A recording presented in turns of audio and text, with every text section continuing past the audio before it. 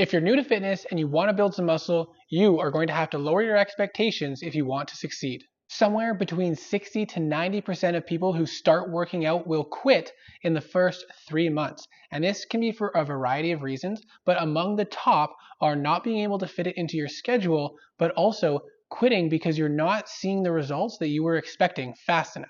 Now, don't get me wrong. If you really commit and invest in building muscle and consistently hit the gym, you will make a lot of very significant progress in the first year of lifting weights, but you may never look like the people that you're comparing yourself to online. And that can be for a variety of reasons. That doesn't mean you shouldn't make some changes and improve your health and fitness. You absolutely should, and you will be much better off for it. However, if you set your sights too high and fall short, you're much more likely to give up and never experience the benefits.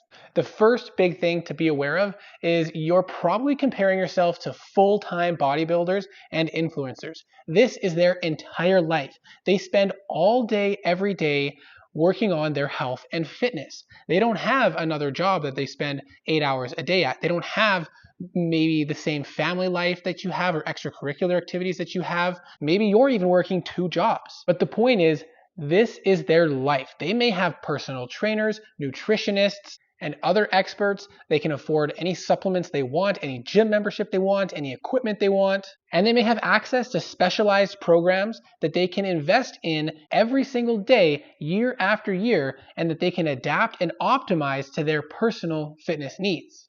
And that's excellent for them. But if you can't do the same, you should not expect to look the way that they do. The second big thing that you should be aware of is that a lot of people that are in the fitness industry, especially the influencer side of things, they are probably using performance enhancing drugs. Now, there's a wide range of the different types of things that people could be using, different amounts of doses, but not everyone who says that they're clean is telling the truth. And that has come up more and more over the years where people finally come out and say, yeah, I've been taking steroids or this, that, or the other thing. And that's not to say that they're bad because of it, but it's something that you need to think about and be aware of, because if you're not taking the same things that they are, you're not going to look like them. The third big thing that I want to touch on is genetics.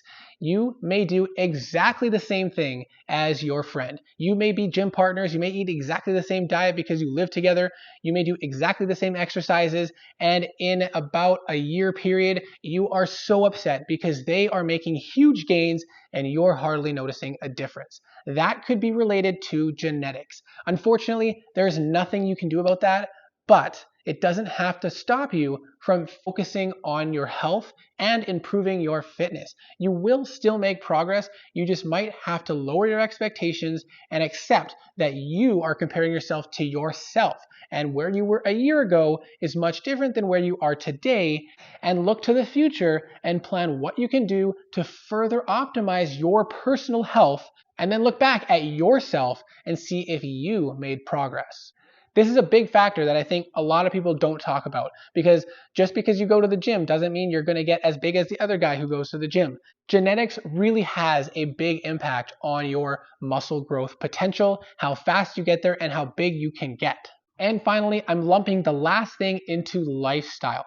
This includes how much money you have available at your disposal for your health and fitness. It includes how much time you have to invest in training, if you can afford a personal trainer. It also includes setbacks. Maybe life throws a curveball at you and you have to take a month off of working out, or you're just not able to stay consistent year round, week in, week out with strict training and strict nutrition. Perhaps you like to enjoy your summer, going on a week or two vacation during the winter to an all-inclusive resort, and you don't want to be counting calories or restricting your intake of different things. That plays a role.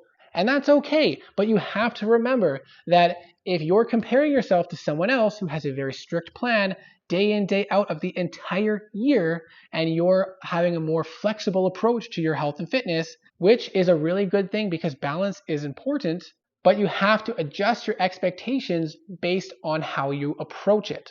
Now, before we wrap things up, the last thing I want to touch on is that you need to compare yourself to you and nobody else. Don't look at social media and see everybody who are taking these pictures in the absolute best light, the best day of their year for fitness when they've really shredded down and then they kind of let themselves go. But they got a bunch of pictures that they're going to post throughout the year when they look shredded to make you feel like they're always shredded. And that does happen. You need to compare yourself to you, and you need to focus on the progress that you are making from week to week, month to month, and based on your progress, your experience, your lifestyle, your goals, you need to track that for yourself and not compare yourself to others. If you compare yourself to others, you will never be satisfied and you will likely give up because you're not making the progress that you are hoping for, when in reality, you just need to give it more time and look at it as a lifestyle change, a journey, not a goal that you need to achieve as fast as possible. Because once you get to your goal, you have to continue doing everything you did to get there. Otherwise, you will not maintain that goal. If you do everything you can and you get there and then you throw your hands up in the air and say, I'm done, you're going to go right back to the body you had before. So make changes that are sustainable for you and adjust from there. Small, steady changes in the right direction will eventually get you to the goal. The other main reason I mentioned that people quit the gym early is it doesn't fit their schedule. But I got you covered. I have put together a video where with 10 to 15 minutes a day, you can do a workout that will hit your entire body, and I can guarantee will make you progress if you stay consistent. That video also outlines how you can do a 30-minute workout 3 days or 6 days per week. Any of those options are excellent starting points, and I suggest you just start today or tomorrow if it's late and try to make it consistent. And if you build upon it with consistency, I can guarantee you will make progress. I hope you found this helpful. We need to take a realistic approach to our health and fitness, and it has to be personalized to ourselves. And that's why my channel is going to focus on, as much as possible, realistic things that you can do with a busy lifestyle so that you can improve your health and fitness. And I hope you will follow along with me for the journey. If you enjoyed this video, please hit that like button, drop me a comment below, consider subscribing if you'd like to see more. It really would help me out. And I hope to see you in the next video.